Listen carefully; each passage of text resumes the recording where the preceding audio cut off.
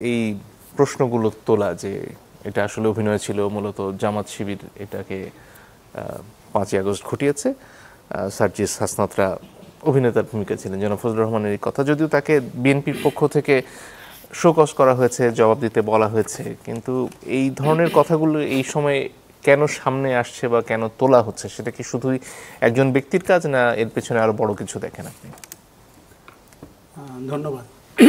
Advocate Fazlur রহমানকে অনেক দিন থেকেই আমরা অনেক অদায়িত্বশীল কথা বলতে শুনছি, উস্কানিমূলক কথা বলতে শুনছি, এবং তিনি যে দলের প্রতিনিধিত্ব করেন বা পরিচয় বহন করেন তাকেও ঠিকমতো প্রতিনিধিত্ব করছেন বলে আমাদের মনে হচ্ছে না।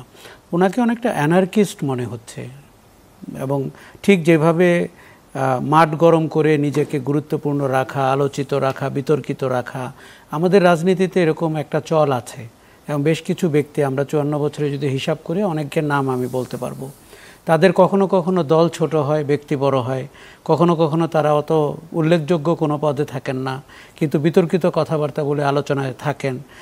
ওনার একটাই বড় অবলম্বন বা অস্ত্র, সেটি হচ্ছে উনি যুদ্ধ করেছেন, মুক্তিযুদ্ধ করেছেন এবং দেশ স্বাধীনে ভূমিকা রেখেছেন। এটি নিয়ে নিশ্চয়ই বাংলাদেশের আরও লক্ষ মানুষের একই অধিকার আছে, একই বক্তব্য আছে। তারা সবাই কি ফজলুর রহমানের মতো ব্যবহার করছেন? আমি নিশ্চিতভাবে বলতে পারি করছেন না। তাহলে উনি কেন এরকম করছেন? দেখুন, ওনার রাজনীতির ডিএনএ যদি আপনি দেখতে পান, যেভাবে ছাত্রলীগের সাথে যুক্ত ছিলেন, আওয়ামী লীগের সাথে ছিলেন, কাদের সিদ্দিকীর সাথে ছিলেন, এবং পরবর্তীতে বিএনপিতে শুরু থেকেই তাকে বেশ বেখাপ্পা মনে হচ্ছিল যে উনি বিএনপির ভেতরে আওয়ামী লীগের ফ্যাসিবাদী শক্তির প্রতিনিধিত্বকারী। সেটা কিন্তু সাম্প্রতিক বক্তব্য ছাড়াই, যে আওয়ামী লীগের যেই চরিত্রগুলোকে নিয়ে আমরা কথা বলি, যারা গায়ের জোরে চলতে চান, যারা অন্যের মতামতকে উপেক্ষা করেন, অন্যকে ছোট করে আনন্দ পান এবং মানুষকে অপমান করে এক ধরনের তীক্ষ্ণ উত্তেজনা অনুভব করেন, ফজলুর রহমান ওই ক্যাটাগরির। এবং এরকম আরও কিছু ইন্ডিভিজুয়ালের নাম কিন্তু আমি বলতে পারবো। ফজলুর রহমান ক্যাম্পেরই না, বিরোধী ক্যাম্পেও আছেন, ভিন্ন ক্যাম্পেও আছেন।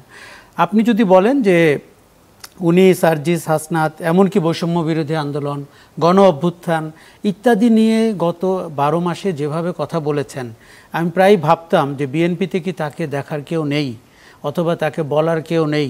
কারণ এই জিনিসগুলো শোনেন, যা ঘটে গেছে জুলাই আগস্টে ঘটেছে, নতুন করে তত্ত্ব আবিষ্কারের তেমন কোনো সুযোগ নেই।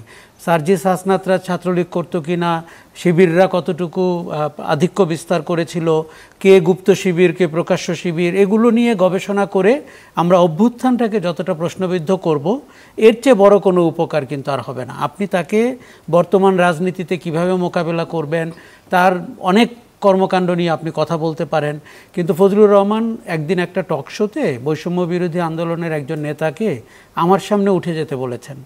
তা আমি বললাম যে উনি কেন উঠে যাবেন? বললো যে উনি আমার ছেলের চেয়েও কম বয়সী। তা আমি বলছি, এটা তো বয়সভিত্তিক সাঁতার প্রতিযোগিতা না, এটা টক শো। কাজে ওনার শারীরিক ভঙ্গি এবং অবজেকশনেবল আচরণ, এটা ইংলিশে বলে হি পিকস আপ দ্য ফাইট, উনি ফাইট পিক আপ করেন।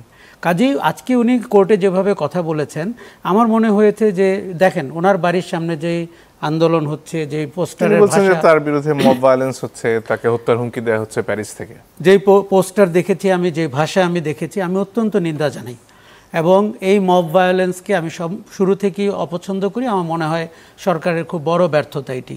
ফজলুর রহমানের মধ্যে কিন্তু মব ভায়োলেন্সের উপাদান আছে। দেখেন, উনি হয়তো ভিন্ন প্ল্যাটফর্মে করেন, উনি হয়তো টক শোতে বলেন, উনি হয়তো জনসভায় বলেন, কিন্তু ওনার মধ্যে ওই উপাদানটি আছে যেটিকে আমরা অপছন্দ করি, এবং আমরা মনে করি রাজনীতিতে এই উপাদানটি রাজনীতির জন্য ক্ষতিকর। এখন আপনি দেখেন, উনি কি শুধুই তার ব্যক্তি মতামত প্রতিফলন করছেন? একদমই না। উনি খেয়াল করে দেখুন যে 5ই আগস্টের পলাতক শক্তি নিয়েও তার বক্তব্য আছে, 5ই আগস্টের উদ্দেশ্য নিয়ে তার বক্তব্য আছে, তাদেরকে কালো শক্তি বলা ইত্যাদি। কিন্তু দেখুন, উনি আজকে প্রমাণ চেয়েছেন, প্রমাণ উনি নিজেই দিতে পারবেন। ইদানিংকালে প্রমাণ লুকিয়ে রাখা কিন্তু খুব কঠিন। উনি কথা বলার সময় যেভাবে লাগামহীন হন, তাতে করে কিন্তু মানুষকে তার আবেগ অনুভূতিতে আঘাত করা হয়, অর্জনে আঘাত করা হয়, এদেরকে রাজনৈতিক অধিকারের জায়গা থেকে প্রশ্নবিদ্ধ করার চেষ্টা করা হয়, এবং তার দলকেও যথেষ্ট। এরকম একটি লোক এরকম কোনো দলে আছেন, ওই দল নিয়েও আমাদের দ্বিতীয়বার চিন্তা করতে হয়। তার মানে দলটি যখন কোনো রকমে পাওয়ারের কাছে যাবেন, এই ফজলুর রহমানকে তারা কি করে ধারণ করবেন আজকে যদি অপোজিশনে উনি থাকেন। আচ্ছা, উনি যে বারবার ভোটের কথা বলেন, তার ভোটের ইতিহাস কিন্তু অত্যন্ত পরাজয়ের ইতিহাস। কিন্তু উনি খেয়াল করে দেখবেন সবাইকে তুচ্ছতাচ্ছিল্য করেন, ভোটে আসেন, আপনি 2টি ভোট পাবেন না। উনি কিন্তু 45 বছর ধরে কোনো নির্বাচনে বিজয়ী হননি। কাজেই আমাদের রাজনীতির যেই এলিমেন্টটা নিয়ে আমরা 5ই আগস্টের পরে গুরুত্বের সাথে বিবেচনা করছি, সেই এলিমেন্টটা ফজলুর রহমান, এবং তার সাথে কিন্তু এরকম এলিমেন্ট আরও আছে। আমি আবারও বলছি যে শুধুমাত্র এই ক্যাম্পেই আছে তা না, বিপরীত ক্যাম্পেও আছে, প্যারিস ক্যাম্পেও আছে, ইত্যাদিতেও আছে এরকম।